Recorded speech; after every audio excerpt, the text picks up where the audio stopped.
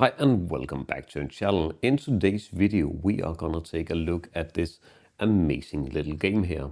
This is Clash of Corgis. And what Clash of Corgis is a amazing little card game that actually have 3 different game modes in this small box. So this is our review video where we honestly give our review after I have played this game multiple times, as well as have been looking into the quality. And just a small disclaimer, this version of the game was sent to us by Clash of Corgis for review purposes. But let's get right into the video.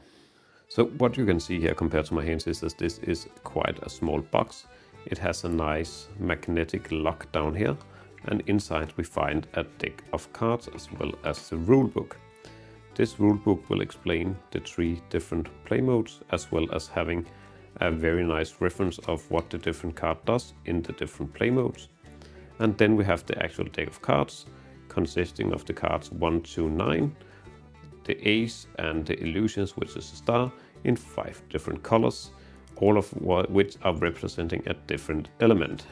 As I said, this game has 3 different play modes, first of which is the original Clash of Corgis, and you can compare this to the classic game of war, and it even has some similarities to a game of Uno. So what you will do is you will shuffle the cards, then you will deal each player 12 cards, which is now their hand. And when you've done that, you will set aside the rest of the deck for use later. Then starting with the first player, you are gonna play a set. And the set can be 1 single card, 2 of a kind, 3 of a kind, or 4 of a kind, or even 5 of a kind. The only thing is they have to match in their ranking, not their color. So if we go through the cards that we have here, we can see that we actually have 2 sixes. That allows us to play a set of 2 sixes. Now the next player will have to play, and the rules are pretty simple. The next player needs to play another set of 2, but the rank needs to be the same or higher. So in this specific example, 6 or upwards. If a player is unable to play a set within the given rules, they will have to skip, and you go through the table until everybody has skipped, and we're back at the leading player, the one that last played a set. Then when the round ends, that leading player will take the cards set aside, and they will start off a new round by playing a new set of a kind. So here we also have 2 aces, but you could also just play a single card like a 7. Now the set will be a single card, and it just have to match the rank or be higher. So this game is actually a lot more strategizing than you should think, because you really need to think about when to take home a set, allowing you to start the next round off. It is very nice and it is pretty simple to learn, but there's definitely something to do. Another small quirk about this game is that when you have played a set, like when I played the 2 sixes, I am allowed to choose one of the cards that I played and get that card's special ability. So if we look at the reference cards here, and we look at the original game, we can see that the 6 is the mage, and that allows me to discard 1 card from my hand that matches this card's suit. So in this specific here, I can choose a green or a blue card, and this card, so let's see, I have a very small 2 here that don't have a set, so I can use that to discard, and now I'm 1 card closer to actually winning the game. All of the cards have different abilities. So if you look here, we can see that we have the oracle, we have the bard, the healer, the monk, the fighter, the mage, the archer, the berserker, the assassin, the samurai, and the illusionist.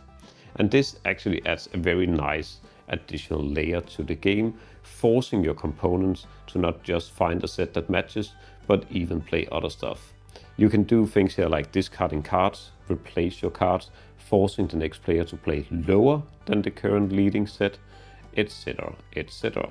You get these nice small reference cards here, but I will say that it would be nice to have a bigger reference sheet that you can put out on the table, but you can just go find that online and print it.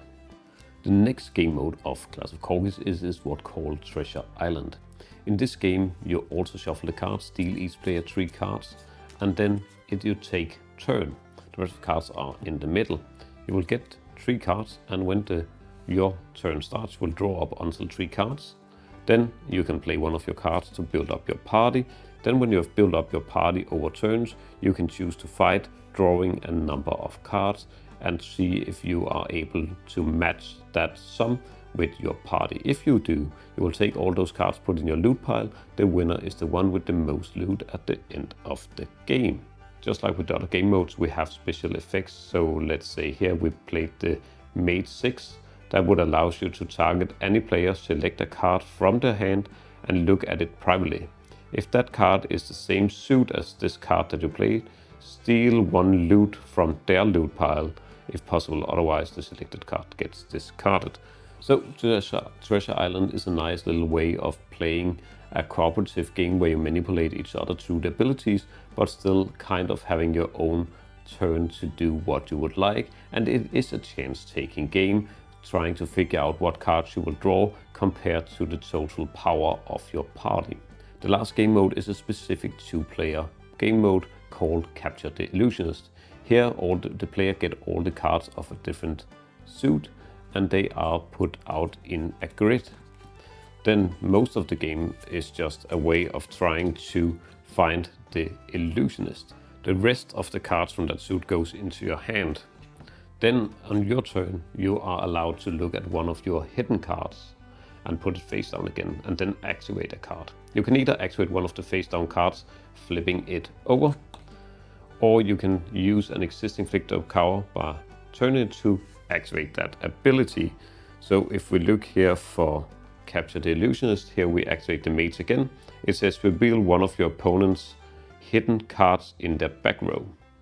So the whole goal of this game is to find and capture the enemy's illusionist. The way you do it is actually by using the abilities of your cards to find the illusionist in their 2 rows. But those 3 game modes, are they worth it? Well, I actually think that this is an awesome small pocket-sized game that you can take with you everywhere, and the game modes feel differently enough that it feels almost like 3 different games. You can play this with younger children. I would say that based on our experience, you can probably go down to about 8 years of age, and it is a very nice party game for 2 to 4 players.